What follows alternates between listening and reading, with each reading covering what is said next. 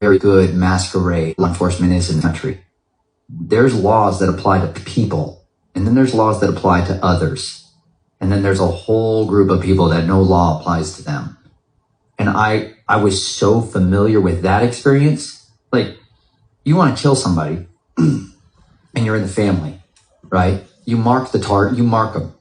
You know, you might cut their ring finger off and put it in their mouth and shove a dagger through it and leave it in their jaw, okay? And you leave that at the scene. That is what's called a message to the masses, that this hit has been authorized by somebody far above your pay grade and you leave it the heck alone.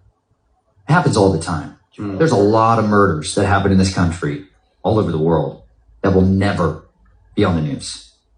Families.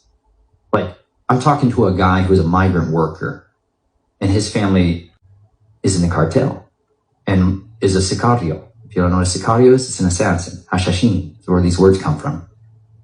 And he goes in, he's living in a normal town here in the Appalachians, and his next door neighbor, all of them are murdered. All of them. Father, wife, children, everyone butchered on the table in pieces. That's a message to the masses. That's not on the news. I looked it up. It's not on the news. It's there if you dig. But that's a huge, massive, could be the most unbelievable news story for a lot of these news junkies. It's never going to be there because it's a cartel hit. You got to understand who these cartels are. They're families. A lot of these news junkies, it's never going to be there because it's a cartel hit. You got to understand who these cartels are. They're families. Having those protective measures in place whatsoever. But it was as familiar as breathing to me to go through that world, and that was normal, that murders happen all the time and nobody ever cared.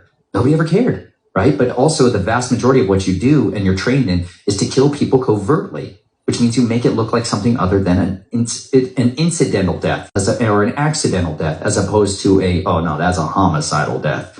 So a lot of it is learning how to put things in people's body that cause them to die. Maybe not right away, maybe later. So this is the arts of poisons. And that's why people will turn to the Jesuits to learn that tradecraft, because they're some of the best at it, right?